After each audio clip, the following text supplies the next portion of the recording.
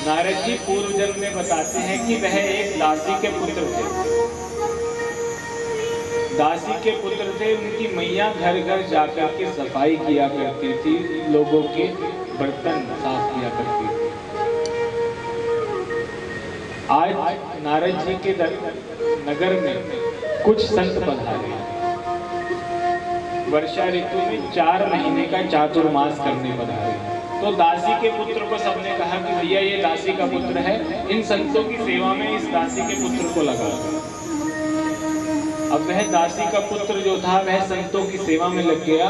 अब सेवा करते करते वह ठाकुर जी की जो वह संत आपस में चर्चा किया करते थे, कथा कहते थे, सुनते थे, वह दासी का पुत्र उस कथा का मनन किया करता था महाराज, सुना करता था। अच्छा, इतनी लाल जी की महिमा है, ऐसे भी हैं कोई।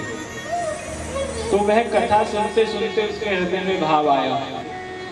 उनका जो जूठा बच जाता था थाली में, वह दासी का पुत्र उस भोजन को पाता था, संतों का जूठा पाता था कि मेरा स्वभाव भी इनके जैसा हो जाए।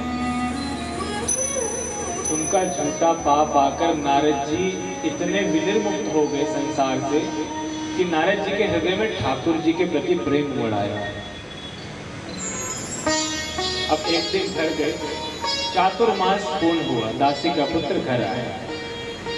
एकदा निर्गतां गोहा दुहन्तीं निशिगां पति सर्पोदशत् पदा सृष्टा कृपणां कालचोदिता। नारद जी की मैया भूसे का ढेर लेकर के जा रही थी। भूसे के ढेर में से सर्प निकला, मैया को दंश दिया और उन दासी का शरीर छूट गया। नारद जी तो पहले ही वैरागी हो चुके थे ठाकुर जी की लीला सुनकर। अब उनके हृदय में माता के जाने का शोक नहीं आया, हृदय में अत्यंत उल्लास आया, हर्ष आया। बोले अब तक संसार में केवल एक ही बंधन शेष था मेरा, अब वह भी हट गया, अब मैं श्री ठाकुर जी की सेवा करूंगा। घर से निकल गए, वन में गए, वन में जाकर के नेत्र बंद करके बैठे हैं, ठाकुर जी का ध्यान कर रहे हैं महाराज। उसी क्षण आकाशवाणी हुई, श्री ठाकुर जी प्रकट हुए और कहा, नारद तुम इस जीवन को पूर्ण रूप से भोगो। इस जीवन के बाद तुम्हारे हृदय में जो भाव आया है, मैं तुम्हें अपना पार्षद बनाता हूँ। भगवान ने कहा कि मैं तुम्हें सारूप्य देता हूँ। नारद जी ने शरीर छोड़ा तो भगवान के उदर में प्रवेश कर गए और उदर से प्रवेश करने के बाद नारद जी, जो हम नारद जी को जानते हैं, वीणाधारी नारद जी, उस रूप में प्रकट हुए। अब वह जो दासी का पुत्र था, वह दासी का पुत्र देखने में नारायण की तरह है।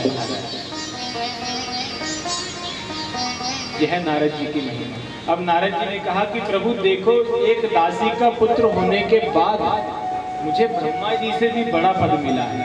क्यों? क्योंकि मैंने गोविंद की लीलाओं का गान किया है, आप भी कीजिए। तो नारद जी ने चतुश्लोकी 4 श्लोक की भागवत व्यास जी को दी।